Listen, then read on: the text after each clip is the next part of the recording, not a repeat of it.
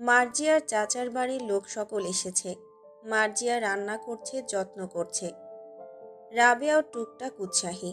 অন্তুকে বুঝিয়েছেন দেখতে এলেই বিয়ে হয় না। তাছাড়া কুটুমও। আমজাদ সাহেব বাজারে গেছেন হালকা পাতলা দই মিষ্টির ব্যবস্থা করতে। অন্তুর বুক ভার, মুখ গম্ভীর। টেবিলে কনুই ঠেকিয়ে বইয়ে নজর বুলাচ্ছে। জানা নেই লোকগুলো কেমন হবে, তাদের সামনে বসার পর কি কি প্রশ্ন করবে, শেষ অবধি কী হবে। জীবনসঙ্গী আব্বুর মতো হতে হবে, কথা শেষ। অবশ্য এইটুকু ভরসা আছে, যেন তেন কারো কাছে সম্বন্ধ করবেন না আমজাদ সাহেব। বই ছেড়ে উঠে পড়ল, পড়ায় মনোযোগ আসছে না। আলো বাতাসপূর্ণ ঘরটা আমজাদ সাহেব অন্তুকে দিয়েছেন। বারান্দায় কিছু টব রাখা আছে। অ্যালোভেরা, পাথরকুচি, নয়নতারা, পাতাবাহার গাছ আছে। বারান্দা থেকে আলো ঠিকরে আসছে রুমে। রুমের মাঝে কিছুক্ষণ পায়চারি করল অন্তু। পরনে কালো সালোয়ার কামিজ, ওড়নাটা সিল্ক সুতির, গায়ে জড়ানো, যার আঁচল মাটি ছুঁয়ে ঝুলছে। চুলের বেনি খুলেছে অল্পক্ষণ, চুলগুলো এলোমেলো।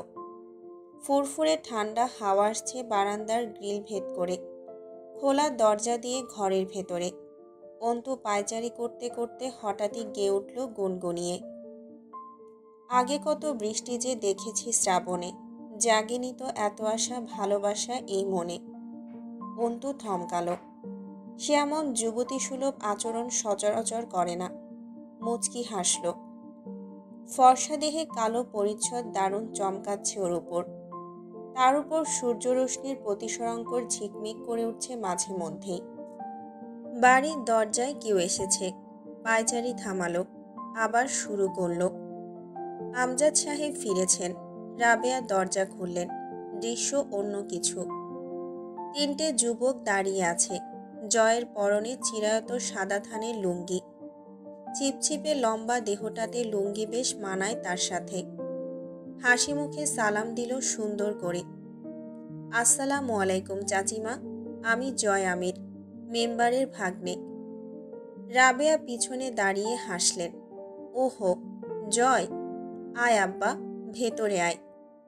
জয় ভেতরে ঢুকতে ঢুকতে বলল, আপনি চেনেন আমাকে? চিনব না? রাস্তায় রাস্তায় পোস্টার দেখি তো, হামজার পাশে তোমার ছবি দেখি। জয় চমৎকার লাজুক হাসল। রাবেয়া নাস্তা আনতে গেলেন। জয় হাসল। আরমিনের মা খুব লোকসুলভ নারী। এদিক ওদিক তাকাতুকি করল কাঙ্ক্ষিত মানুষটির দেখা পাবার আশায়। কবির ও লিমনকে বলল, মহাদেবের ভক্ত নাকি রে তোরা, আবার আলাদা করে বসার দাওয়াত দেব, বস। অন্তুর রুম থেকে হালকা গুঞ্জন শোনা যাচ্ছিল। অন্তুর ধারণা মেহমান এসেছে। পরক্ষণেই মনে হলো পাওনাদার এসে আম্মার সাথে বিবাদ বাঁধিয়েছে।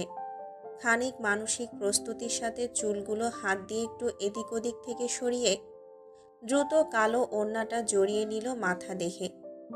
ওড়নার বর্ধিত এক প্রান্ত দ্বারা মুখটা ঢাকলো আলতো করে।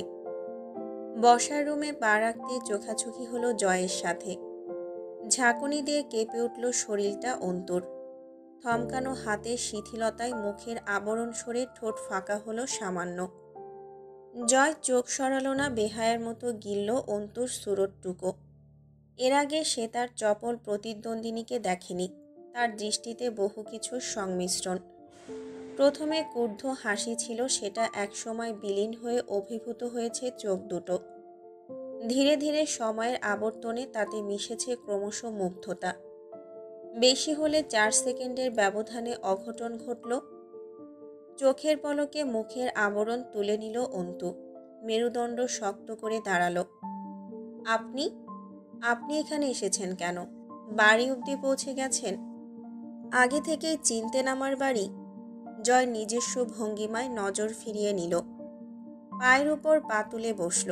সোফার উপরিভাগে এক হাত ছড়িয়ে বেশ আরাম করে অন্তুর প্রশ্নের জবাব দিল।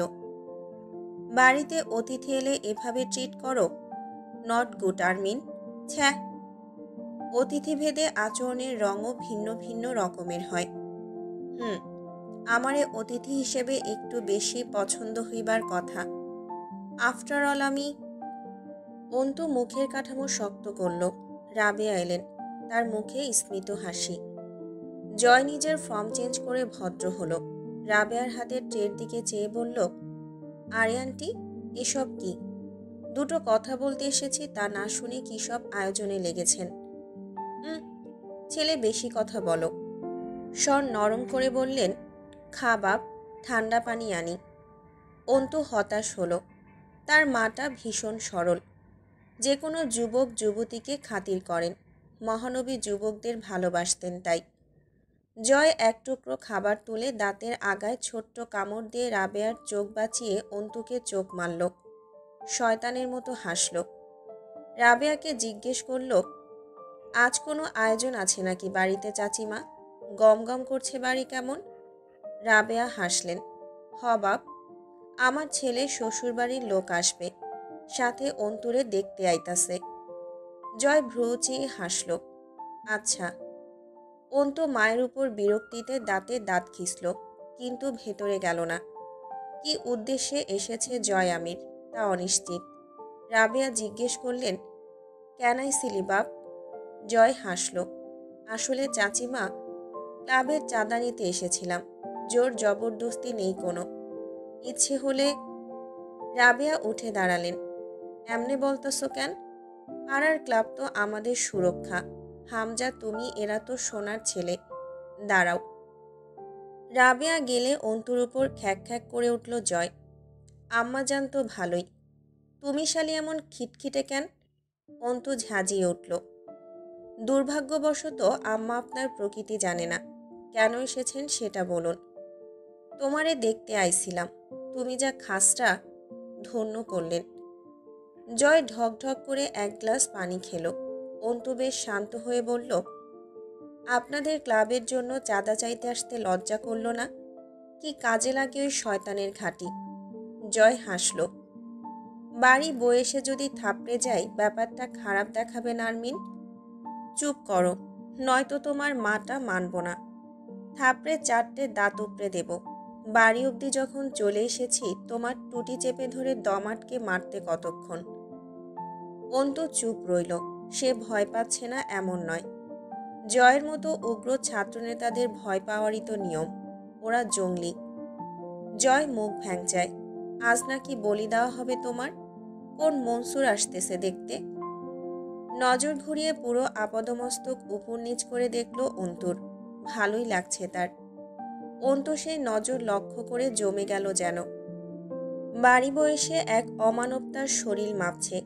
আল্লাহ পাক কবে পিছু ছাড়বেন এই শয়তানের থেকে। রাবেয়া উৎফুল্ল পায়ে রুমে ঢুকলেন।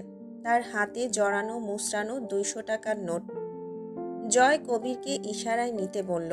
রাবেয়া বললেন, চলবে এতে? টাকা জয় দেখেইনি। তার নজর ছিল অন্তুর শরীরে। দ্রুত মাথা হেলিয়ে বলল, চলবে চলবে চলবে চাচিমা, না চললে ধাক্কা মারব। আমজাদ সাহেব ভেতরে ঢুকে একটু অবাক হয়ে গেলেন। সঙ্গে সঙ্গে সালাম দিল জয়। আসসালামু আলাইকুম কাকা, ভালো আছেন? শরীর টরিল ভালো? আমজাদ সাহেব তীক্ষ্ণ চোখে চেয়ে গম্ভীর হাসলেন। ভালোই। কি ব্যাপার? জয় বলল, এই তো কাকা, বিশেষ কিছু নয়। কবে এসেছো ঢাকা থেকে? দিন কয়েক হলো। আপনি নাকি রিটায়ার করেছেন? করতে তো সকল কি হয় রে বাপ। আমজাদ সাহেব ভেতরে ঢুকে গেলেন। অন্তু গেল না। রাবেয়া জিজ্ঞেস করলেন, তোমার আব্বা আম্মারা সব ভালো আছে তো জয়? জয় একটু বিপাকে পড়ল যেন এবার। ঠোঁট কামড়ালো। ওপারে ভালোই আছে মনে হয়। মরার পর আর দুঃখ কিসের মানুষের? আটকে উঠলেন রাবেয়া। সে কি, কেউ নেই? জয় জবাব দিল না। অন্তু এই প্রথম জয়ের মুখটা কিঞ্চিত শুকনো দেখল। প্রথমবার রসিক জয়কে গম্ভীর দেখালো। রাবেয়ার মায়া হলো তাগড়া ছেলের অমন নীরব অপরাগ মুখ দেখে। সস্নেহে কাছে গিয়ে বসে চুলে হাত বুলালেন। একা থাকো বাড়িতে? জয় মাথা নাড়ল। মামার কাছে থাকি। আচ্ছা, আজ আসি, আবার আসবো চাচিমা। রাবেয়া বলল, আবার আসবে, মাঝে মধ্যেই আসবে কিন্তু। জয় বলে ফেলল, আচ্ছা আম্মা, চাচি আম্মা। ভুলেই বলল অথবা ইচ্ছে করে বলল বোঝা গেল না। আম্মা বললে পাপ হবে নাকি? বলতে মন চাইলে বলবে। যাওয়ার উদ্দেশ্যে পা বাড়িয়ে ফিরে তাকালো অন্তুর দিকে। ঠোঁটের কোণে বাজে হাসি। অন্তু চোখ নামিয়ে নিল। বুকে অস্থিরতা, আতঙ্ক। জয় বেরোনোর সময় সেদিন পাড়ার দুটো মহিলা ঢুকেছিল অন্তুদের বাড়িতে। জয়সহ কবির, লিমনকে ঘুরে ঘুরে দেখছিল তারা। অন্তুর ভয় হলো। বাঁকা নজর, বাঁকা চিন্তাধারা মহিলাদের। না জানি কোথায় গড়ায় এই নীরব দৃষ্টি। বাইরে বেরিয়ে রোদ চশমা চোখে লাগালো। বাইরে রোদ। কবির বলল, ভাই, আমাদের ক্লাবের চাঁদার জন্য তো আগে এদিকে আসা হয় নাই। তাতে কি? গতকালের পিকনিক আছে যে, সেই জন্য টাকা নিলেন। জয় বিরক্ত হলো। তোর মনে হয় আমাদের পিকনিক এসব টাকায় হয় বা হবে? গু খাওয়া ছেড়ে দিয়েছিস নাকি বেশি খাচ্ছিস? এই ব্যাপারে আর প্রশ্ন করিস না। কবির গোমরা মুখে বলল, কি করব এই টাকার? জয় হাসল। কত দিয়েছে? 200। যা, আর কিছু লাগিয়ে 1 প্যাকেট ব্যানসন অ্যান্ড হ্যাজেসান, যদি হয়তো 1 বোতল বাংলা মালও আনতে পারিস। পিকনিকে যতক্ষণ রান্না শেষ না হয় চলবে। ক্লাবের পেছনে বিশাল খোলা মাঠ। সেখানে ব্যাডমিন্টনের তারজালি টানানো, লাইট লাগানো হয়েছে, কোট আঁকানো হয়েছে। কেউ কেউ র্যাকেট দিয়ে শাটল কর্ক টুকাচ্ছে সেখানে। ক্লাবের দোতলা মরিচা ধরা বিল্ডিং। দোতলার উপরে পেছনের দিকে মাঠের উপরে খোলা বারান্দা বা ছাদ অথবা সিঁড়িঘরের মতো।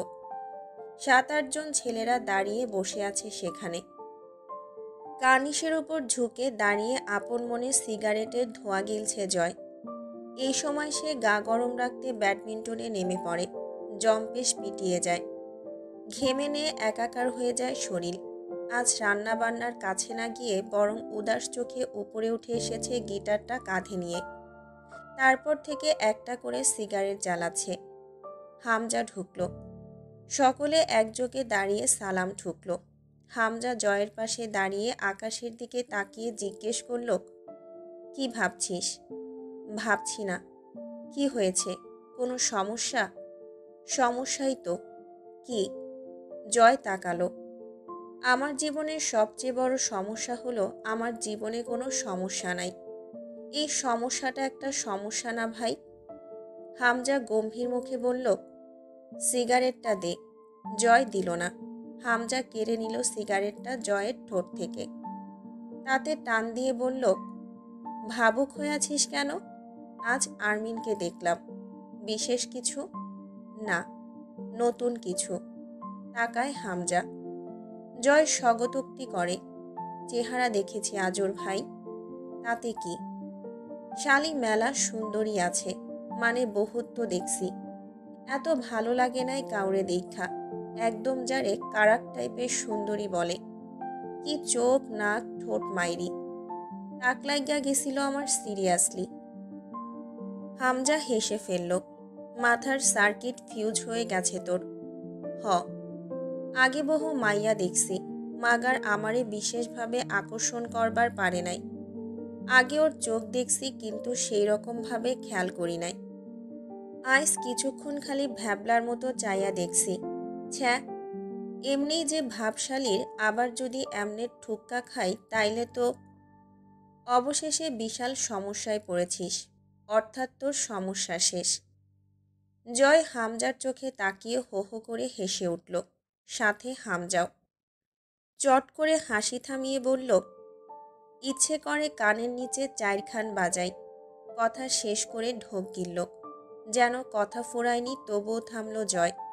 হামজা হাসল। এরপর? জয় হাঁসফাঁস করে উঠল। এরপর থেকে শান্তি লাগতেছে না। বুকে বড় জ্বালা। আকাশের দিকে তাকায় আসি। মাঝে মধ্যেই ফর্সা মুখটা ভাইসা উঠতাছে।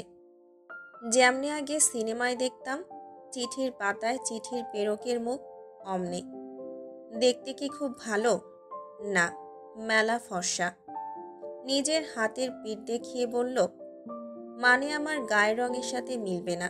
হিংসা হচ্ছে আমার। আমার সাথে দাঁড়ালে আমারে কালা লাগবো দেখতে। কালা জামার ভিতর দিয়া হাঁটা সেই ফর্সা দেখা যাইতেছিল। হামজা হেসে ফেলল। জয়ের আর সব ফিউজ হয়ে গেলেও সে জীবনে নিজের ভাব নষ্ট করে কারো তারিফ করে না। জীবনে একটা প্রেম করেনি, গার্লফ্রেন্ডের নাকি কথা মানতে হয়, তারিফ করতে হয়, রাগ মানাতে হয়। জয় নিজেও কপালে হাত রেখে চোখ বুজে হেসে ফেলল। ধপ করে চেয়ারে বসে হাসি মুখে ঘাড়ে হাত ঘষে ঘষে আকাশের দিকে চোখ বুজে মুখ তুলে আড়মোড়া ভাঙল। হঠাৎই বলে উঠল, আরমিনকে লাগবে আমার। হামজা সিগারেট ফেলে দিল। লাগবে? গ্রোসারি শপের পণ্য নাকি? ভাই, জ্বালানোর জন্য হইলেও লাগবে। আমার তো এইটুকু সহ্য হইতেছে না। আমি ছাড়া কে ওরে দেখব? আইজ নাকি কোন শালার ছেলে দেখতে আসছিল ওরে। ওই শালারে পন্দাইতে মন চাইতাছে। এই শালা কবির আর লিমনও দেখছে। এই শালা, তোরা তাকাইছিস কেন? চোখ সংযত রাখতে পারো না শালা? পুরুষের মূল গুণ হইল চোখের পর্দা করা, কিলবিল করে, তাই না? কবির জিজ্ঞেস করল ইতস্তত করে, ভাই, আপনি কি মাইয়ার প্রেমে পড়ছেন? গলা কাঁপিয়ে হাসল জয়। হ, অত্যাধিক মাত্রার প্রেম। এই প্রেমের খাতিরে ওই চেংড়িরে কুরবান করতেও রাজি আসিরে কবিররা। সিঁড়ি বেয়ে নামতে নামতে বলল, ওসব আমার সিলেবাসে নাই রে। প্রেম হচ্ছে একটা কমিটমেন্ট, মানে আটকে থাকা। জয় আমির কোথাও কখনো কমিটেড হতে পারে না। ওসব ভুদাইদের কাজ। মেয়েবাজি আলাদা বিষয়, কিন্তু ওসব কাব্যিক প্রেম প্রীতি আমার সিস্টেমে নাই। ছোটলোকি কারবার। নেমে গেল গিটারটা কাঁধে করে খোলা ছাদ থেকে। হামজা নেমে এলো জয়ের পিছু পিছু। বেশ ঠান্ডা পড়েছে। একটা স্লিভলেস শার্ট গায়ে জয়ের, কালো জ্যাকেটটা ঝুলছে কাঁধের উপর। বেশ কিছুক্ষণ একটানা র্যাকেট পিটালো। গা ঘেমে প্যাকপ্যাকে হয়ে উঠল। চিৎকার করলো মিউজিক বক্সের পাশে থাকা ছেলের উপরে, গানের সাউন্ড বাড়া। ভাত খাও নাই শালা দুপুরে? এনার্জি ড্রিঙ্ক কিনে এনে দে একখান। ধুমধারাক্কা গান বাজছে। জয় একাধারে র্যাকেট পিটিয়ে গেল। শাটল কর্ক সামনে আসছে তো গায়ের সমস্ত জোর দিয়ে পিটিয়ে যাচ্ছে। একবারও মাটিতে পড়ার সুযোগ দিল না। এমনভাবে দাঁত খিচে খিচে পিটিয়ে আঘাত করছে যেন কোনো চাপা ক্ষোভ ঝাড়ছে ওই পেটানোতে। ক্লান্ত হয়ে সে ভেজা ঘাসের উপর শুয়ে পড়ল। এই পথ আগেরই মতন ঠিক তেমনই আছে। এই রাত সেই রাতের কত কথা বলে। চলে যাওয়ার বিষাদ সুর এখনো হৃদয়ে বাজে। তারপরেও কেন যেন এইখানেই ফিরে আসে। সব ভুলে গিয়ে আবার হারাতে চাই। তার পরেরটুকু আর গাইল না। আবার নতুন সুর তুলল গিটারে। এবারে ঝাঁঝালো সুর উঠছে। ছেলেরা বিমোহিতের মতো ঢুলছে তালে তালে। জয়ের প্রাণোচ্ছল চঞ্চলতা ক্লাবের ছেলেদের প্রাণশক্তি যোগায়। ওরা নেশাক্ত এক একটা জয়ের উপর। জয়ের গানের গলা অদ্ভুত সুন্দর। কেমন এক গা ছমছমে মাথায় কেঁপে ওঠে গলাটা যখন সে গলা ছেড়ে ব্যান্ড পার্টির মতো মাথা নাড়িয়ে পাগলের মতো গান গায়। জয় আবার গাইল, তুমি কি দেখেছ কভু জীবনের পরাজয়? দুঃখের দহনে করুণ রোদনে তিলে তিলে তার ক্ষয়। সকলে বিমোহিতের মতো চেয়ে রয় জয়ের বোঝা চোখ দুটোর পানে। গলা ছেড়ে মনের গভীর থেকে গান গাইছে। একমাত্র বোধহয় গান গাওয়ার সময় জয় মনের গভীরে ডুব দেয়। অন্যথায় কখনো সিরিয়াস বা ইমোশনাল হতে তাকে দেখা যায় না। অথচ এই গিটার তার বহিঃপ্রকাশ, অল্প একটু সত্যতা আর পরম স্নেহের ধন।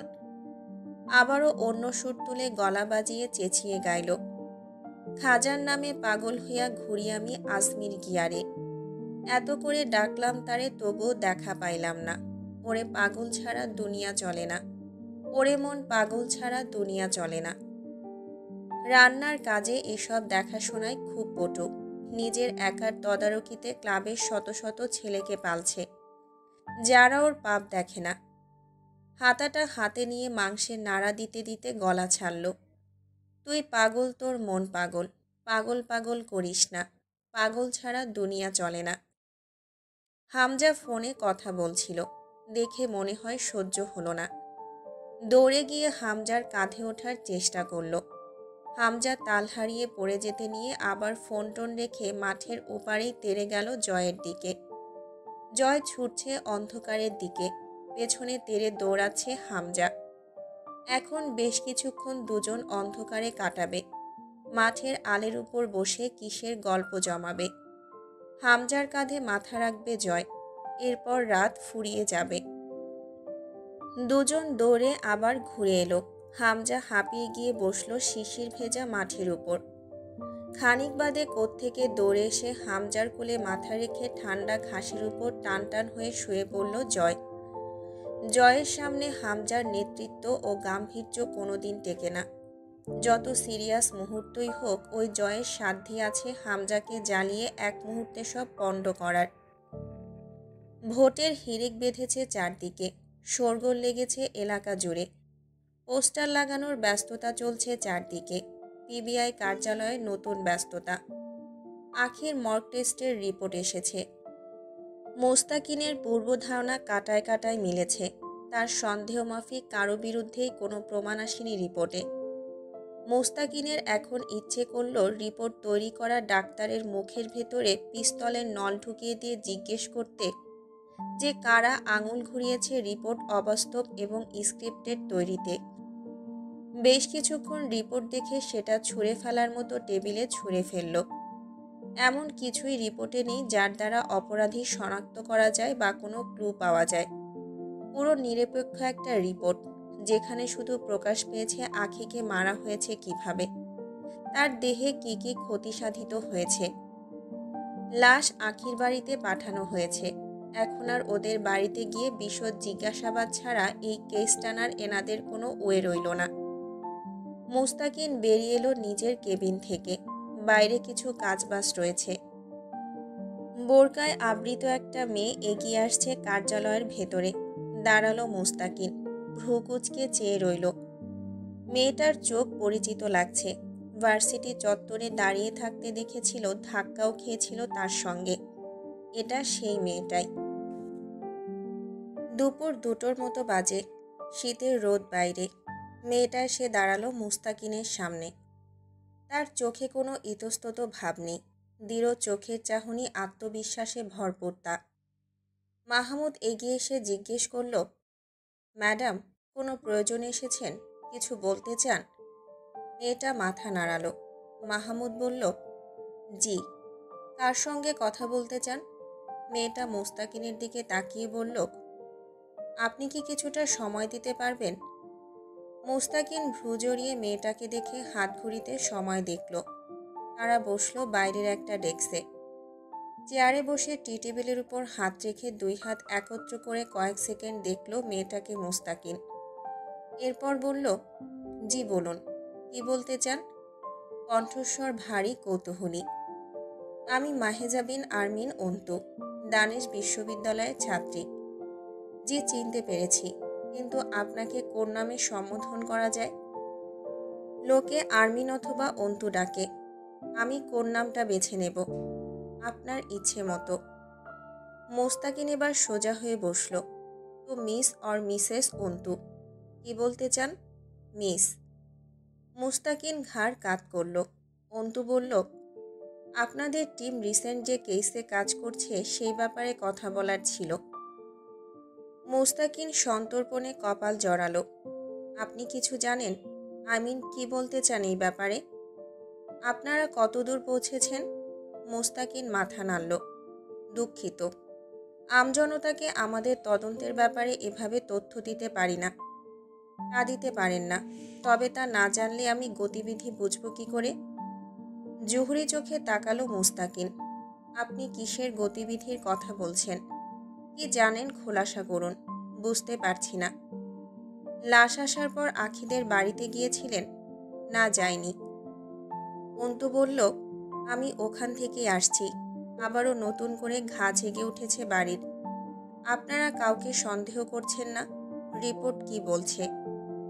সরাসরি এভাবে একটা মেয়েকে এত দ্বিধাহীন এসব কথা বলতে শুনে একটু অপ্রস্তুত বোধ করল মুস্তাকিন। কথাগুলো খুব পেশাগতভাবে বলছে অন্তু। মুস্তাকিন চোখ নামিয়ে ভাবুক হয়ে বসে রইল কিছুক্ষণ। এরপর বলল, আপনি ঠিক কি বোঝাতে বা বলতে চাচ্ছেন অন্তু? রিপোর্ট দিয়ে নিশ্চয়ই তেমন কিছু বের হয়নি, তাই না অফিসার? মুস্তাকিন ভ্রু কুঁচকে ফেলল। অন্তু বলল, আমার প্রথমে জয় এবং হামজার উপর সন্দেহ হয়েছিল, আর এখন এখন হচ্ছে না। হলে কেন হয়েছিল আর না হলে কেন হচ্ছে না? অন্তু হাসল। ব্যাপারটা অতটাও সরল সহজ নয়, তা আপনিও জানেন অফিসার। এভাবে ধারণার উপর ভিত্তি করে কেসে মিলে যাবার মতো কেস নয় এটা। আপনি কি এটা জানেন? কিছুদিন আগে আখির মেজ ভাই সোহান মারা গিয়েছে। মুস্তাকিন জবাব না দিয়ে তাকিয়ে রয় অন্তুর দিকে। অন্তু বলল, এই ব্যাপারটা নিয়ে ঘ্যাপলা কাজ করছিল আমার ভেতরে। আজ তো কিছু জিজ্ঞাসাবাদ করার মতো অবস্থায় নেই ওই বাড়ির লোক। তবে আমার মনে হয় সোহানের মৃত্যুটা স্বাভাবিক ছিল না। এখানেও কোনো ব্যাপার আছে। মোস্তাকিন হাত দুটো একত্র করে গুটিয়ে থুতুনির কাছে নিয়ে এলো। শার্টের উপর দিয়ে তার বাহুর পেশি ফুলে উঠেছে। কবজিতে ঘড়ি, গলার কাছে শার্টের বোতাম খোলা, হাতা গোটানো কোনোই অবধি। বিন্যস্ত পোশাক ও চেহারা। সন্দিহান কণ্ঠে জিজ্ঞেস করল, আপনি এসবে এত ইন্টারেস্ট নিচ্ছেন কেন? অন্তু চুপ রইল ক্ষণকাল। হঠাৎই বলল, আজ আমি চুপ থাকবো, তামাশা দেখব। আখির পরের শিকারটা আমি হব না এমন গ্যারান্টি কার্ড তো পাইনি। আর তাছাড়াও। মুস্তাকিন সপ্রতিভ হয়ে চাইল, ভ্রু উচালো। তাছাড়াও? তাছাড়াও আখির পরিবার ভয়ে বারবার বলছে বিচার চাই না। ধরুন ওদের হয়ে সেই সকল জানোয়ারদের বিচার চাই আমি। চাপা তেজ বহির্ভূত হলো অন্তুর কণ্ঠস্বর ভেদ করে। মুস্তাকিন মাথা নেড়ে সম্মতি জানিয়ে জিজ্ঞেস করল, তো আপনি কি চাইছেন? আমাদেরকে সাহায্য করতে চান এই কেসে? ওহো, আমি সাধারণ মেয়ে। এতখানি সক্ষমতা নেই এরকম একটা ভয়ানক কেসে মাথা ঢুকিয়ে অ্যাক্টিভিটির সাথে আপনাদের সহায়তা করব। তবে এইটুকু দাবি জানাতে এসেছি, যে কোনো মূল্যে এই কেসের শেষ দেখবেন আপনারা। আখির মৃত্যুর জন্য না হোক, মেনে নিলাম কোনো না কোনো একদিন মানুষের হায়াত ফুরোয়। সকলের কপালে স্বাভাবিক মৃত্যু লেখা থাকে না। কিন্তু সম্মানহানি এবং ওর সাথে হওয়া অত্যাচার যেন চাপানা পড়ে যায় আপনাদের গাফলতির নিচে, এই অনুরোধটুকুই করতে এসেছিলাম। মোস্তাকিন সঙ্গে সঙ্গে জবাব দিল না। কিছুক্ষণ চুপ রইল। পিবিআইয়ের কার্যালয়ে এসে পিবিআই অফিসারের কার্যগতিবিধিতে আঙুল তোলার সাথে সাথে বিচার দাবি করছে। ইন্টারেস্টিং লাগলো মুস্তাকিনের কাছে ব্যাপারটা। তবে প্রমাণ এবং ক্লুর খুব অভাব কেসটাতে। এমন কোনো সূত্র এখন অবধি আমাদের টিম পায়নি যার দ্বারাই কেস এগোতে পারে। এরকম আর কিছুদিন না পেলে কেস এমনিতেই চাপা পড়ে যাবে। তবে আমাদের চেষ্টা জারি আছে। অন্তু বেরিয়ে এলো। কিছুক্ষণ চেয়ে দেখল মুস্তাকিন অদ্ভুত মেয়েটিকে। অন্তু রাস্তা পার হওয়ার উদ্দেশ্যে রাস্তার পাশে এসে দাঁড়ালো। তখনই সামনে দিয়ে পাশ কাটিয়ে বেরিয়ে গেল হামজার গাড়িটা। অন্তু টের পেল না। যতক্ষণ দেখা যাচ্ছিল জয় খ্যাপা চোখে দেখল অন্তুকে। ঘাড় ফিরিয়ে হামজাকে বলল, অন্তু পিবিআই ডিপার্টমেন্টের সামনে। কাহিনী বুঝতে পারছি না শালির। হামজা গম্ভীর স্বরে বলল, গরম রক্ত প্রতিবাদ ভরা। হয়তো ওই মেয়েটার বিচারের জন্য লড়তে চাচ্ছে। তুই নজরদারি করছিস কেন ওর উপর? তাচ্ছিল্যের হাসি হাসল জয়। তোমার সৎ নেতাগিরি আর নীতি পেছনের পকেটে রাখো। ওর সন্দেহ আমার আর তোমার উপর। এবারও কি তোমার নীতি কথা শোনাবে নেতাজি? হামজার হাতের পিঠে গাঢ় জখম। জয় যত দ্রুত সম্ভব গাড়ি চালাচ্ছে। চেপে রাখা টিস্যু রক্তে ভরে উঠেছে। অথচ হামজা নির্বিকার ভঙ্গিতে ভ্রু কুঁচকে তাকালো। আমার আর তোর উপর কেন? আমি তুই ওর কি করেছি? জয় স্টিয়ারিং ঘোরাতে ঘোরাতে জবাব দিল, চলো জিজ্ঞেস করে আসি। গাড়ি এসে থামল M Abdur Rahim medical college হাসপাতালের সামনে। ভেতরে ভর্তি রয়েছে দলের কয়েকটা ছেলে। গতকাল মারামারি হয়েছে ভার্সিটির মোড়ে ঝন্টু সাহেবের ছেলে মাজাহারের লোকেদের সাথে। অবশেষে জয় যখন গিয়েছিল শেষ পর্যায়ে তার হাত কেটেছে, কপাল ফেটেছে, পিঠে আস্ত একটা লাঠি ভেঙেছে। জয়ের টুকটাক ব্যান্ডেজ লাগলেও মাজাহারের ছেলেদের অবস্থা খারাপ। কিন্তু সবচেয়ে বড় আঘাত পেয়েছে হামজার সেক্রেটারি লতিফ। দলের লোকেদের হামজা সর্বদাই কেবিনেই অ্যাডমিট করায়। আমজনতার ভিড়ে রিস্ক থাকে এসব মামলায়। দুজন গিয়ে বেডের পাশে দাঁড়াতেই লতিফের বউ কাঁদতে কাঁদতে উঠে এলো। এখনো বেহুশ লতিফ। লতিফের কোমরের উপর পেটের বাঁ পাশে ছুরির আঘাত করা হয়েছে মারামারির কোনো এক সময়। রাস্তার পাশে পড়েছিল সে। হামজা অবশ্য নির্বাচনের আগেই প্রস্তুত ছিল এসবের জন্য একেবারে। মারামারির সূত্রপাত ঘটেছে সকালের দিকে। মাজাহারের ছেলেরা ক্লাব ঘরে ইটপাটকেল ছোড়াছুড়ির মাধ্যমেই ঘটনা শুরু। জয়ের মাস্টার্স ফাইনাল পরীক্ষা কদিন বাদে। সপ্তাহখানেকের মধ্যেই 2 দিনের জন্য ঢাকা যাবে সে। ক্লাবে সে ছিল না তখন। হামজা পড়তে বসার জন্য চাপে রেখেছে। কিছুদিন কারবার থেকে দূরে থাকতে বলেছিল, কিন্তু ইটপাটকেল ছুঁড়ে মাজাহারের ছেলেরা থামেনি। নোংরা ভাষায় হামজাকে গালি দিয়েছে। তখন হামজার ছেলেরা বেরিয়েছিল। দুপুরবেলা লতিফের সাথে এই অঘটন ঘটে যাবার পর জয় বিকেলে পড়ালেখা ছেড়ে বেরিয়ে গিয়েছিল। সন্ধ্যার পর ভার্সিটির মোড়ে তুমুল মারামারি শুরু হলো 2 দলের। লাঠিসোঁটা ককটেল সাথে ছুরি ছিল ছেলেদের হাতে। জয় দুটো ছেলেকে বেদম পিটিয়েছে। সেই সময় প্রতিরোধ করার জ্ঞান থাকে না জয়ের। এটা তার অপারগতা। যখন কাউকে মারতে শুরু করে তাকে বৃষ্টির মতো মারা যায়। সে একনিষ্ঠ চিত্তে শুধু ছেলে দুটোকে মেরেছে। তার মাঝে নিজে জখম হয়েছে বেশ ভালো মতোই। মাজাহার নিজে উপস্থিত ছিল না। সকালে জয়কে না ডেকেই হামজা পৌঁছে গিয়েছিল পলাশের ডেরায়। দিনাজপুরের নামকরা সন্ত্রাস পলাশ আকবর আর রাজন। দুজনের সাথে ভালো মিল মাজাহারের, সাথে দুটোকে মহাজনও বলা চলে। কড়া সুদে টাকা ধার দেয় মানুষকে, পরে তার বদলে জমি, ঘরের জিনিস অথবা ব্যবসা কেড়ে নেওয়ার বহু নজির আছে। সেখানে গিয়ে মেরে এসেছে হামজা মাজাহারকে। জয় সেখান থেকে নিয়ে এসেছে হামজাকে। এখন অবধি জিজ্ঞেস করেনি মাজাহারের কি অবস্থা, কিভাবে মেরেছে, কি হাল করেছে। হামজা খুব শান্তশীতল মেজাজের পুরুষ। যতক্ষণ না জয়কে আঘাত করা হয় তাকে ক্ষেপতে দেখেনি ছেলেরা। কিন্তু লতিফের স্ত্রীর কান্নাকাটি দেখেছে সে রাতে। লতিফের বাচ্চা দুটোর শুকনো মুখ দেখেছে। লতিফের রক্তাক্ত শার্টখানা দেখেছে। হামজাকে চেয়ারে বসিয়ে রেখে জয় দ্রুত গেল নার্সকে ডাকতে। এই অসময়ে হাসপাতালে নার্সের সংখ্যা কম চারদিকে। ব্যস্ত নার্স দাঁড়াতে বলল জয়কে। হুট করে জয়ের মেজাজ চটল। অমানুষের মতো হয়ে উঠল মুহূর্তেই। দাঁত খিচে উঠল। ওঠ, তাড়াতাড়ি ওঠ। তোর পাশে যে মগা দাঁড়ায় আছে ওরে বল ক্যানোলা ঢুকায় দিক এই লোকের। তুই আমার সাথে চল। ভাইয়ের হাতে রক্ত পড়তেছে, শুনতেছিস না কথা? চেঁচিয়ে উঠল শেষের দিকে। নার্স কেঁপে উঠল। দ্রুত উঠে দাঁড়ালো। রাগে শরীর কাঁপছে জয়ের। এখানে হামজা থাকলে নির্ঘাত একটা থাপ্পড় মারত কোনো মেয়ের সাথে এমন দুর্ব্যবহারের ফলে। নার্সকে নিয়ে এসে দাঁড় করালো হামজার পাশে। আসলে অনেকটা রক্ত বেরিয়ে সাদা পাঞ্জাবি রঙিন হয়ে উঠেছে হামজার।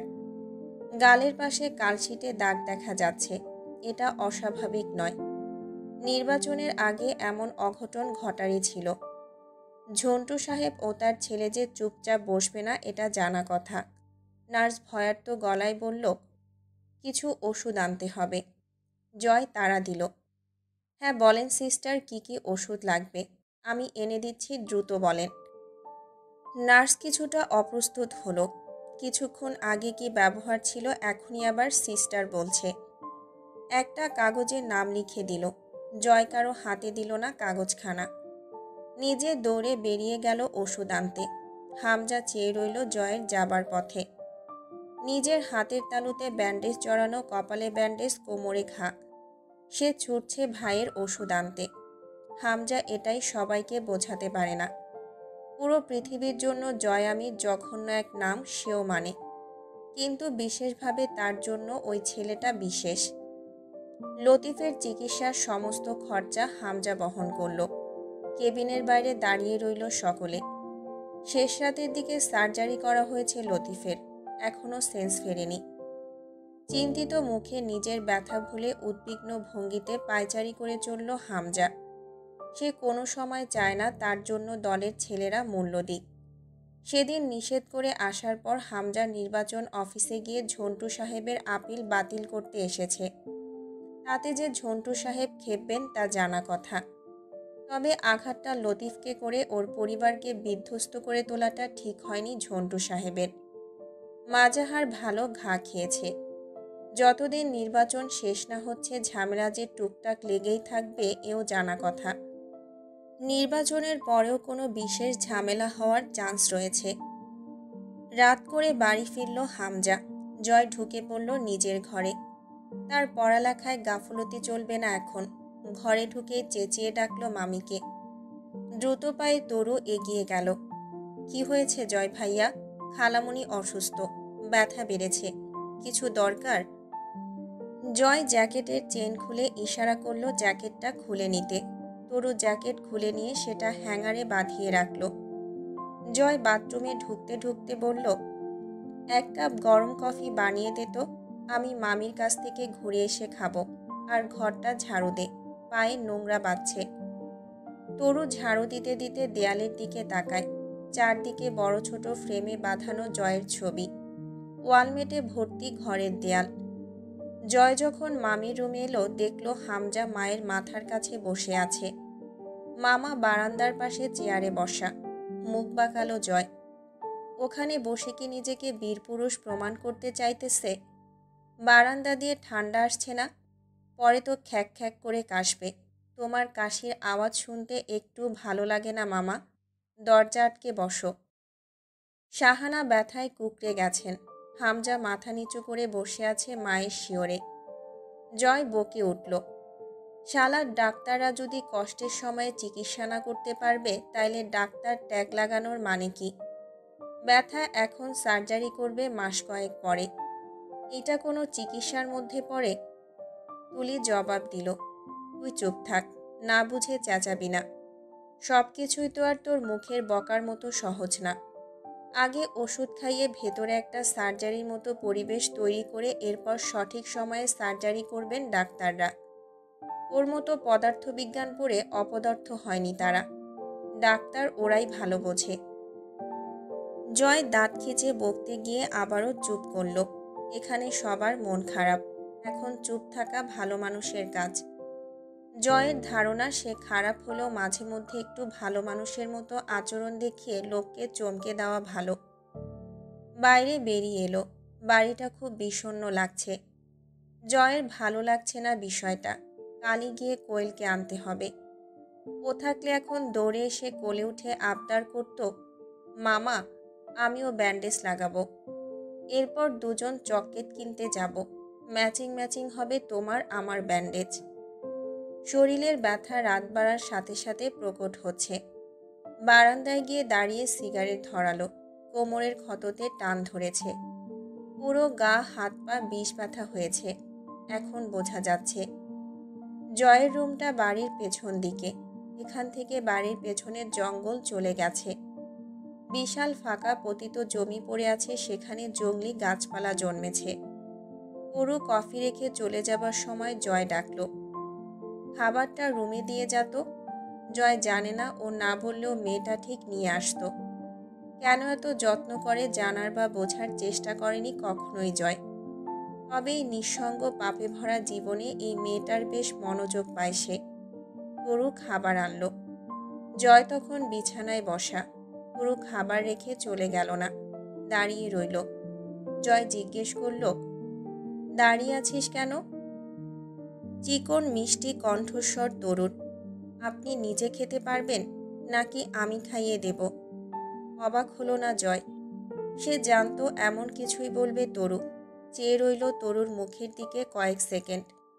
এরপর মাথা নেড়ে সম্মতি জানালো। যত্ন করে খাওয়াতে বসলো তরু। খাবার চিবোতে চিবোতে একবার তরুকে দেখে নিয়ে নিঃশব্দে হাসল জয়। আমি খারাপ, লোকের নাম শুনলেই নাক ছিটকায়। তুই বিশেষ এই যত্ন কেন করিস? তরুর চোখের ঘন পাপড়ি নড়ে উঠল। একবার তাকিয়ে চোখ নামিয়ে নিল। আস্তে করে বলল, হাঁ করুন। জয় লোকমাটা গালে না নিয়ে আবার হাসল। ভালোবাসিস আমায়? হাত থেমে গেল তরুর। চোখের কোণে জলের ছিটা জমেছে। জয় হালকা ব্যস্ত হলো। এই পাগলি, এই কাঁদছিস কেন? আমি স্বয়ং পাপ, আমাকে ভালোবাসতে নেই। এজন্য আমিও পাপকেই ভালোবাসি অবশেষে। জীবনে এমন সব নিকৃষ্ট পাপ করে রেখেছি, কেউ যদি তার শাস্তি কোনোদিন দেয় আমায়, তাহলে তা হবে আমার জঘন্য মৃত্যু। আবার আমার পাপের পেছনে এমন কোনো ব্যাকগ্রাউন্ড নেই যা শোনার পর মানুষ ইমোশনাল হবে বা বলবে এই জন্য আমি বাধ্য হয়েছি এমন করতে। সবই করেছি ক্ষমতার জোরে। তুই যে আমায় ভালোবাসিস, তুইও সমান পাপী। কারণ আমার মতো পাপিষ্ঠকে কোনো সুন্দর মনের মানুষ ভালোবাসতে পারে না, তা জানি আমি। যে কোনোদিন আমায় ভালোবাসবে বা বেসেছে, আমি জেনে নিই তার ভেতরেও আমার মতোই পাপ আছে, নয়তো কেউ আমার পক্ষপাতিত্ব করতে পারে না। তরু চুপচাপ খাবার খাওয়ায় জয়কে, সযত্নে মলম লাগিয়ে দিল পিঠের ক্ষততে। ওষুধগুলো খাইয়ে দিয়ে জয়ের হাতের ঘড়ি 7টা খুলে দিল। শুয়ে দিয়ে কম্বলটা গলা অবধি তুলে দিয়ে মাথার কাছে বসল। গভীর মনোযোগের সাথে জয়ের মাথায় হাত বুলিয়ে দিল, চুল টেনে দিল, কপাল টিপে দিল। জয় চোখ বুজে চুপচাপ নেয় সেই সেবাগুলো।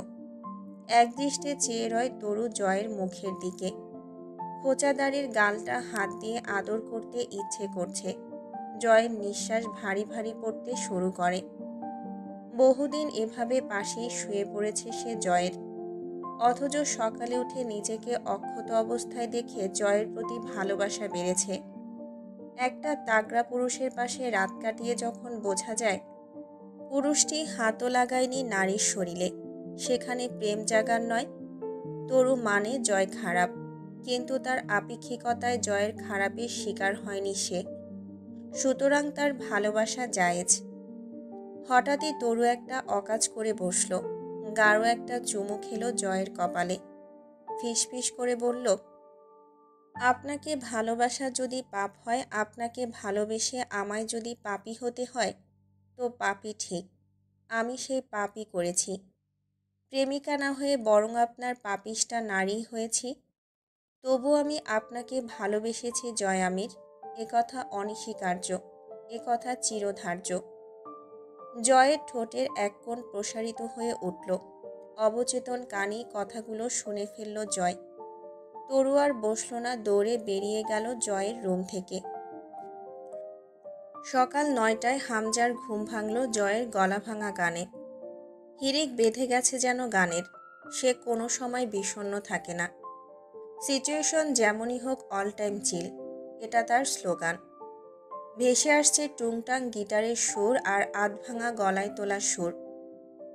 মনে পড়ে বারবার সময়ের কারবার, রাস্তারা ফেরোয়ার হারিয়েছে আজ। চাওয়াদের শেষ নেই, জানি তবু পারি কই, চড়ে বসে বারবার স্বপ্ন জাহাজ।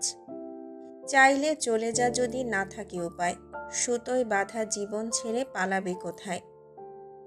হাতের ব্যান্ডেজ নিয়ে শুরু করে দিয়েছে টুংটাং গিটার বাজানো। নড়তে চড়তেই হামজার মুখ চোখ কুঁচকে উঠল গায়ের ব্যথায়। রিমি নেই। রাত থেকে মেয়েটা কথা বলছে না। গলা বাড়িয়ে ডাকল, জয়, জয়, এদিকে আয়। জয়। জয় আওয়াজ দিল, জি সাহেব। রুমে ঢুকে বলল, চালু হয়ে গেছে তোমার ভাঙা রেডিও, ওটা থামাও তো, ঘ্যার ঘ্যার করছে। ধপ করে শুয়ে পড়ল বিছানার উপর হামজার পাশে। হামজা জিজ্ঞেস করল, আমার ডাক শুনতে ভাঙা রেডিওর মতো ঘ্যার ঘ্যারে লাগছে? এত ভালো লাগে না শুনতে। ওই ধরো। কুশন তুলে মুখের উপর ছুড়ল হামজা। কিসের মতো লাগে তাইলে? সঙ্গে সঙ্গে লাফিয়ে উঠে দাঁড়ালো জয়। বললে চাকরি থাকবে না। চাকরি তো এমনিতেও থাকবে না। আমি যদি তোর গানের গুণগান করি, তুই তো মেয়ে লোকের মতো হাত পা আষ্টে কাঁদতে লেগে যাবি। সেই হিসেবে আর হারুন ফাটা মার্কা গলায় গান গাইবি না। বাড়ি থেকে পাছায় লাথি মেরে বের করব তোকে। জয় ভাব নিয়ে 3/4 প্যান্টের পকেটে এক হাত রেখে দাঁড়ালো। তোমার বাপের এই ঘুনে পোকা ধরা ভাঙ্গারি বাড়িতে আমি আছি, শুকরিয়া আদায় করো। বিশাল কামাই করেছিস থেকে, যা ভাগ। ও তুমি বুঝবে না ব্রো। মামির কাছে জিজ্ঞেস করো, সে বুঝিয়ে দেবে আমি হলাম সোনার ডিম দেওয়া রাজহাঁস। অকপটে খোঁচা মারা কথা বলে দাঁড়িয়ে রইল জয়। হামজা হাই তুলে বলল, যা গিয়ে পড়তে বস। তার আগে ওখান থেকে আমার তোয়ালেটা দে। জয় চোখ ছোট করে তাকায়। কেন, তুমি উঠতে পারতেছো না? পরনে কোনো জাঙ্গিয়া টাঙ্গিয়া নাই নাকি? এক লাফে বিছানা থেকে নামলো হামজা, দাঁত খিসল। এদিকে আয় শোর, তোর জাঙ্গিয়া খুলে তোকে শহর ঘুরিয়ে আনবো আজ আমি। দৌড়ে ঘর ছাড়তে ছাড়তে জয় চেঁচায়, ছি ভাই, ছোট ভাইয়ের ইজ্জত মানে জাঙ্গিয়া নিয়ে টান পাড়াপাড়ি করতে বাধল না তোমার? আমি ভার্জিন একটা সহজ সরল নিরীহ ছেলে ভাই, সব রেখে সোজা জাঙ্গিয়াতে হামলা? নাউজুবিল্লাহ, এই মুখ আর সমাজে দেখানোর যোগ্য রাখলে না আমার। হেসে ফেলল হামজা, হাতের কুশনটা সজোরে ছুঁড়ে মারল।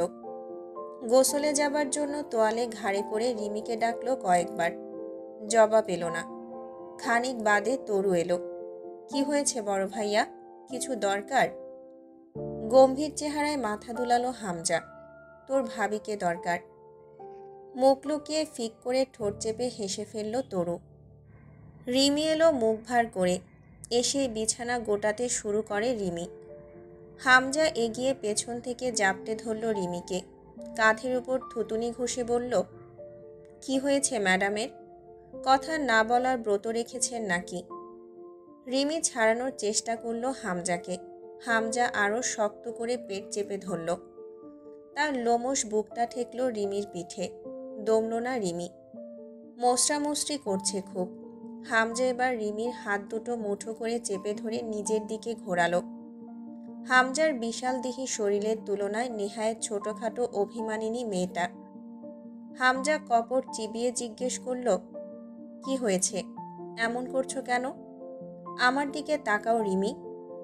তীক্ষ্ণ চোখে তাকায় রিমি।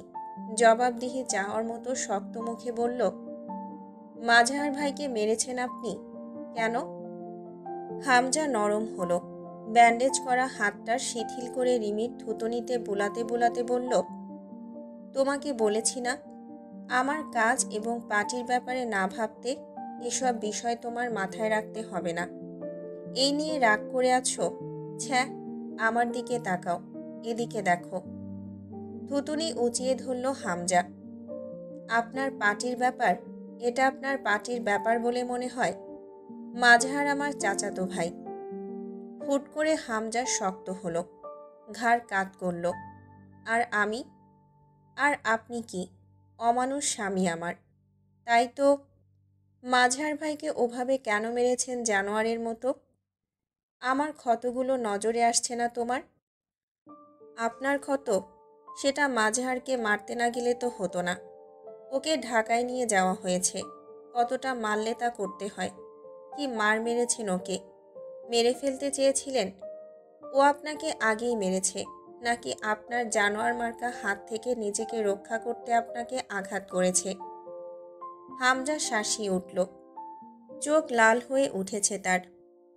ওভাবেই চিবিয়ে বলল, মাজাহার জয়কে মেরেছে। তুমি বেশি কথা বলছো রিমি। একদম ঠিক বলেছেন নেতাবাবু। আজ একটুও কম কথা বলার ইচ্ছে নেই আমার। জয়কে মেরেছে বলে আপনি ওকে মেরে ফেলার মতো করে মারবেন? জীবিত কবর খুঁড়ে মাটি দিয়ে দেব, বুঝেছ তুমি? কেউ জয়ের গায়ে হাত লাগালে তার হাতটা গুঁড়ো করে ফেলবো ভেঙে। চিবিয়ে উঠল হামজা। বাহ বাহ নেতাবাবু, জয়ের সামনে সবাই পর, আর আপনি আপনার শীতল স্বভাবের বিপরীতে এক পশুর সমান। কেউ আপনার কেউ না। আমাকেও চিনতে পারছেন না। জয় এতই আপন আপনার? তুমি তোমার নিজের কথা বলনি রিমি। মাজাহারের হয়ে ওকালাতি করছো, দরদ দেখাচ্ছ। কেন? সে তোমার চাচাতো ভাই বলে? ওয়েল, তাহলে জয় আমার জান। এবার বোঝো, ওর শরীর থেকে রক্ত ঝরলে আমার কোথায় ব্যথা লাগে। তোমার চাচাতো ভাইকে বলে দিও দরকার পড়লে আমাকে যেন কুপিয়ে 4 ভাগ করে ফেলে। আমার উপর রাগ থাকলে সব করতে পারবে, কিন্তু জয়ের গায়ে আঁচ লাগলে জীবন্ত পুড়িয়ে ফেলব। রিমি অবাক হবার সাথে সাথে কেঁদে ফেলল। গলা ও থুতুনি ভেঙে এলো তার। তার মানে আপনার কাছে নিজের অথবা আমার কোনো মূল্য নেই? এগিয়ে এসে হামজার ব্যান্ডেজ করা কবজিতে হাত রাখলো আলতো করে। আপনার কিছু হলেও সমস্যা নেই, আমি তারপর ভেসে বেড়াবো আপনাকে ছাড়া। তাতেও সমস্যা নেই আপনার। শুধু জয়ের কিছু হলে ব্যথা লাগে আপনার বুকে। অবুঝের মতো কথা বলো না। হামজা নরম হলো একটু। অবুঝের মতো তো এতদিন ছিলাম, আজ প্রথমবার বুঝলাম আমার জায়গাটা কোথায় আপনার জীবনে। আমি শুধু একটা অপশন অথবা উদ্বাস্তু হয়ে রয়ে গেছি আপনার কাছে। সামান্য এক জয়ের জায়গা নিতে পারিনি আপনার ভেতরে। আমাকে রাগিও না রিমি, চেনো না আমায়। একটা মানুষের ভেতরে সবার জন্য আলাদা আলাদা স্থান থাকে। জয়ের জন্য তেমনি আলাদা একটা বিশেষ স্থান আছে আমার ভেতরে। তার মানে এই নয় তোমাকে আমি ভালোবাসি না। ভালোবেসেই বিয়ে করে এনেছিলাম। ভুলে বসেছো সব। এক চাচাতো ভাইয়ের খাতিরে তুমি আমার অবস্থান ভুলে যাচ্ছ মনে হয়। আপনিও তো জয়ের সামনে আমার অবস্থান ভুলে বসেছেন। শুরুটা কাল রাত থেকে তুমি করেছ। আমি যখন জখম হয়ে রুমে এলাম, তোমাকে ডেকেও বারান্দা থেকে রুমে আনতে পারিনি। শরীরের ব্যথা নিয়ে ওভাবেই কাতরাতে কাতরাতে শুয়ে পড়েছি। তারপর টের পেয়েছিল জয়। উঠে এসে কম্বল টেনে দিয়ে ব্যথার ওষুধ খাইয়ে আবার একচোট ঝগড়া করে গিয়েছে রুম থেকে। জয় আমার জীবনে বিশেষ কিছু, এটা অনস্বীকার্য সত্য। বিশেষ নয়, গোটাটাই ওর আপনি। না বুঝে কথা বলো না। জয় পুরো দুনিয়ার জন্য জঘন্য এক ব্যক্তিত্ব হয়ে উঠলেও সেদিনও আমার কাছে এবং চিরদিন ও আদরের। লোকের সাপেক্ষে না আমার সাপেক্ষে বিচার করলে ওকে ভালোবাসা আমার জন্য জায়েজ। কেন? সে কি এমন মহান লোক? কোনোদিন ওর শার্টটা খুলে পিঠের দিকে নজর দিও। এখনো দগদগে একটা ঘায়ের দাগ বয়ে নিয়ে বেড়াচ্ছে পিঠে। যখন তুমি এসেছিলে না আমার জীবনে, যখন নেতা হয়ে উঠিনি আমি, সেকালেও জয় নিজের শরীরে গুলি খেতে আমার সামনে এসে পিঠ পেতে দিয়েছিল। যখন আমি ছাত্রনেতা হয়ে উঠিনি ওর সেই পিঠ পেতে খাওয়া গুলি আজ আমায় বাঁচিয়ে না রাখলে তোমার ভালোবাসা অবধি পৌঁছাতাম না আমি। তার আগেই আমার কিচ্ছা ফুরিয়ে যেত। আমার বুকের গুলি পিঠে খাওয়া ওই নষ্ট ছেলেটাকে এই হামজা পাটোয়ারি খুব ভালোবাসে। ও আমার ফুফাতো ভাই না, আমার জান। পরবর্তীতে তুমি ওর বিপক্ষে কোনোদিন কথা বলতে এসো না। আমি চাই না এ নিয়ে কোনো ভাগাভাগি হোক। আমার জীবনে জয়ের তুলনা শুধুই জয়। ও আমার বিজয় জয়। রিমি কেন জানি ফুপিয়ে উঠল। হামজা দুটো শ্বাস নিয়ে রিমির একদম কাছে গিয়ে দাঁড়ালো। রাজনীতিবিদদের বউ হতে গেলে বহু পারিপার্শ্বিক বুঝ আর ধৈর্য থাকতে হয়। আমি ভাবতাম তোমার তা আছে, কিন্তু আজ তা ভুল হলো। মাঝহার তোমার চাচাতো ভাই হওয়ার আগে আমার প্রতিপক্ষ। তার সঙ্গে ঝামেলা হলে তুমি তোমার স্বামী অথবা ভাই কার পক্ষে থাকবে সেটা তোমার বিষয়, কিন্তু আমি আমার গতিবিধি থেকে পিছপা হতে পারি না। রাজনীতিতে চলতে গেলে বহু সম্পর্কে জবাই করে সামনে এগোতে হয় এক পা এক পা করে। তাই করে এগিয়েছি, তুমি জানো সেসব। তাহলে জয়কে জবাই করেননি কেন আজও? ওর সাথেরকার সম্পর্ককে জবাই করবেন কবে? কপাল জড়িয়ে ফেলল হামজা। খানিক পরে ধাতস্থ হয়ে জবাব দিল, ও কখনোই আমার পথে বাধা হয়ে আসেনি। আর যদি আসে? কিছুক্ষণ রিমির জেদি মুখের দিকে চেয়ে থেকে হেসে ফেলল হামজা। তুমি দেখছি জয়কে নিজের সতীনের মতো হিংসে করো। একরোখা কণ্ঠে রিমি বলল, তার চেয়েও খারাপ ভাবে। আমার ওকে সহ্য হচ্ছে না, একটুও না। কেন? ওর কাছে গিয়ে আপনি ভাগ হয়ে গিয়েছেন আমার থেকে। আজ আমার সাথে চোখ রাঙিয়ে আমাকে শাসিয়ে কথা বলতে দ্বিধা করেননি। আর কিছু বললে গায়ে হাতও তুলতেন। এবার হামজা একটু সপ্রতিভ হলো। কাছাকাছি গিয়ে দাঁড়িয়ে নরম সুরে নিজেকে উপস্থাপন করার সুরে বলল, এতটা নিচু আর কাপুরুষ আমি কখনোই হতে পারবো না যে কোনো নারী, বিশেষ করে তোমার গায়ে হাত উঠবে। আর সবটাই ভুল ধারণা তোমার। অভিমানে জড়ানো কণ্ঠে রিমি বলল, তাই হোক, তবে এই ভুল নিয়েই বাঁচতে চাই। এতে তুমিই ক্ষতিগ্রস্ত হবে। হামজা আর বের হলো না। জয়কে কঠোর নিষেধাজ্ঞা দিল। সকাল 10টা অবধি ঘরে বসে থেকে দম আটকে গেল জয়ের। তরু এসে 2বার দেখে গেছে, ওষুধ দিয়ে গেছে সকালে। ছাদে গিয়ে বসলো জয়। ছাদে দুটো বিভাজন। ছোট্ট এক টুকরো তরু চেয়ে নিয়ে ফুল গাছ লাগিয়েছে। বাকি ছাদটা জয়ের চিলেকোঠা ছোট আম গাছ, কবুতরের খাঁচা। তরু এসেছিল কয়েকবার দেখতে। শরীর ভাঙা, রোদে বসে আছে। তরু বলল, গোসল করবেন না? পানি ভরেছি, পরে করব, থাক। পা মেলে বসে বইয়ে চোখ বোলালো। গিটারটা তুলে নিয়ে গান গাইল। তো কখনো ঠান্ডা হয়ে পড়ে থাকা চায়ের কাপে চুমুক দিল। তরু এসে জিজ্ঞেস করল, শরীর খারাপ লাগছে? না।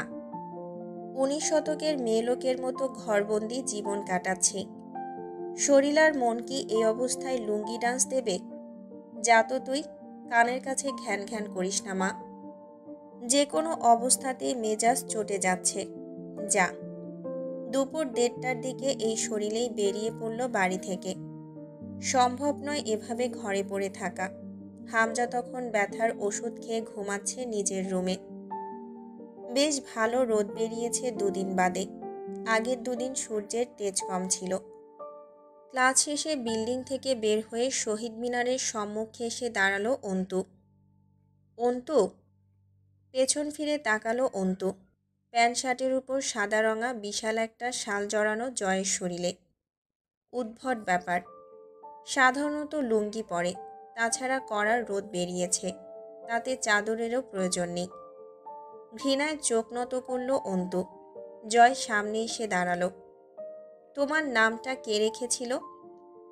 আপনার কাছে প্রয়োজনীয় কোনো টপিক থাকে না, তাই না? অবশ্য যুক্তিযোগ্য বিষয় আপনার সাথে যায়ও না। তুমি শালি চটকানা খাবা, থাপড়ে তোমার মুখের নকশা বদলে দেই। তার আগে প্রশ্নের উত্তর দাও। অন্তু বিরক্ত গিলে চোখ বুজে বলল, আব্বু রেখেছে, এখন আমি যাই। জয় যেন শুনতে পেল না শেষের কথাটা। তোমার বাপি ভেটকি মার্কা নাম ছাড়া মুল্লুক ঘুরে আর কোনো নাম পায় নাই? অন্তু আরমিন, কি সব বেওড়া নামের বাহার। অন্তু নাক কুচকে তাকালো। বেওড়া কি? তখন গিয়ে শুদ্ধি দিয়ে আসতেন, তা তো আর দেননি। এখন সেই পুরনো পুঁথি গাওয়ার মানে হয় না। কোনো প্রয়োজন আছে আমার সঙ্গে? চমৎকার ভঙ্গিতে মাথা নাড়ল জয়। আছে তো সুইট হার্ট। তোমার সাথে বহুত প্রয়োজন আছে আমার, তবে আপাতত কথা আছে তোমার সঙ্গে। আমার সঙ্গে কি কথা আছে আপনার? জয় পেছনের দলের উদ্দেশ্যে মুখ বেঁকিয়ে অসহায়ত্বের ভান করে বলল, উফ, কেউ বোঝা একে। আমার সাথে তেজ না দেখাতে, আমি ডিস্টার্ব হই খুব। অন্তু তাড়া দিল, জলদি বলুন, আমার কাজ আছে। জয় নাক টানল আবারও, গলার স্বর বসে গেছে। শুনতে আতিফ আসলামের মতো লাগছে কণ্ঠস্বর। উহুরে, এত হুটোপাটা করলে তোমাকে দেখতে আরো বেশি গরম লাগছে সুইট হার্ট। Sweetheart? কাজ ঝাঁকালো জয়। Yep, sweetheart. আমার সাপেক্ষে তুমি একখান সুইট হার্ট। আমি তো ভালো না। মাগার তোমার কাছে একটা সুন্দর মিষ্টি হৃদয় আছে, সুতরাং তুমি সুইট হার্ট অথবা মিষ্টি হৃদয়। অন্তু তাচ্ছিল্য হাসল। সেই সূত্র অনুসারে তো আমি সকলেরই সুইট হার্ট। জয় হুট করে দাঁতে দাঁত পিষল। জানে মেরে ফেলব। আমি বাদে তুমি আর যার যার সুইট হার্ট খালাস হয়ে যাবে একদম দুনিয়া থেকে। আমি ডেকেছি এই নামে, সুতরাং আমিই ডাকব। নিজস্বতা দেখানোর এই ভঙ্গিমাটাও কেবলমাত্র জয়ের রসিকতারই অংশ বুঝে অন্তু চুপ রইল। চলো কোথাও বসি। অন্তু হাসল। আপনার মাথা নষ্ট সিনিয়র। ঘাড় নেড়ে সম্মতি জানায় জয়। ঠুকছো সিস্টার? তা একটু আধটু অবশ্যই। তাই বলে তুমি খোঁটা দিতে পারো না আমায়। অন্তু সুন্দর করে হাসল। নাটক কি শেষ হয়েছে আপনার? শো শেষ হলে এবার আমি যাই। জয় মাড়ির দাঁতে জিহ্বা ঠেকিয়ে হাসল। নাটক ভালো লেগেছে তোমার? ভালো লাগলে আরও একটু করি। খুব বাজে ছিল। জয় ঘাড় চুলকালো। শুনেছিলাম প্রেমে পড়লে মানুষের মেধা হারিয়ে যায়। আমারও নাটক করার গুণ হারিয়ে গেছে তোমার প্রেমে পড়ে। উফ, কি প্রেম প্রেম পাচ্ছে তোমায় দেখে। ইচ্ছে করছে দাঁত চোপড়ার স্ট্রাকচার বদলে দেই। এত প্রেম কেন তোমার মধ্যে? প্রেমের গোডাউন যেন। জয়ের নাটক দেখে অন্তুর ঘৃণার উদ্রেক হওয়ার সাথে সাথে হাসিও পেল। একটা মানুষ কতটা খারাপ মানসিকতার হলে কাউকে জ্বালাতন করতে এমন বাজে পন্থা অবলম্বন করতে পারে।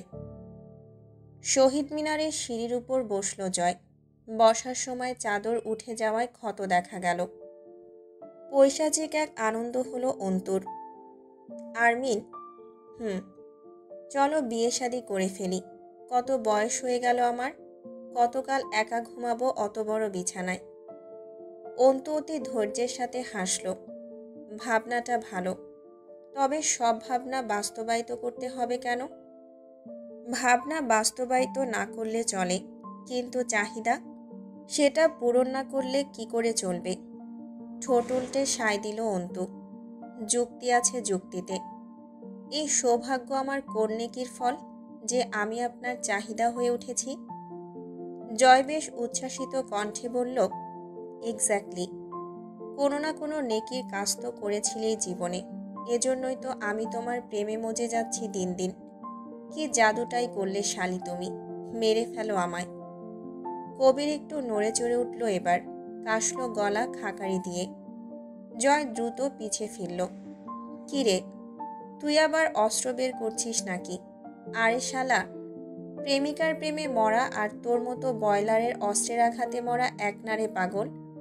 তার উপর প্রেমিকার সামনে তোর হাতে জখম হয়ে মরলে মানিজ্জত কিছু থাকবে আমার? অন্তু জিজ্ঞেস করল, আপনার জরুরি কথাটা বললেন না এখনো? প্রেমে পড়ে যাও আমার। I love you. অন্তু হাসল। এই জন্মে তো না, পরের জন্ম অবধি অপেক্ষা করতে বলছো? জি, একদম, যেটার কোনো অস্তিত্ব নেই। তাহলে তো যা হওয়ার আর করার এই জন্মেই করতে হবে। এত খারাপ দিন আমার জীবনে কোনো দিন আসবে না। অনুভূতির শীতল ভাবটা কেমন ন্যাপথলিনের টুকরোর মতো বাষ্প হয়ে যাচ্ছে যেন। কড়া হয়ে উঠছে কণ্ঠস্বর। জয় উঠে দাঁড়ালো। তোমার জীবনে এত ভালো দিন আমি রাখবো না যে তুমি আমায় ভালো না বেসে পার পাবে। চ্যালেঞ্জ করো না আমায়। আমি সিরিয়াস হয়ে গেলে খুব বাজেভাবে ফেঁসে যাবে। কথাটা দারুণ প্রভাবিত করল অন্তুকে।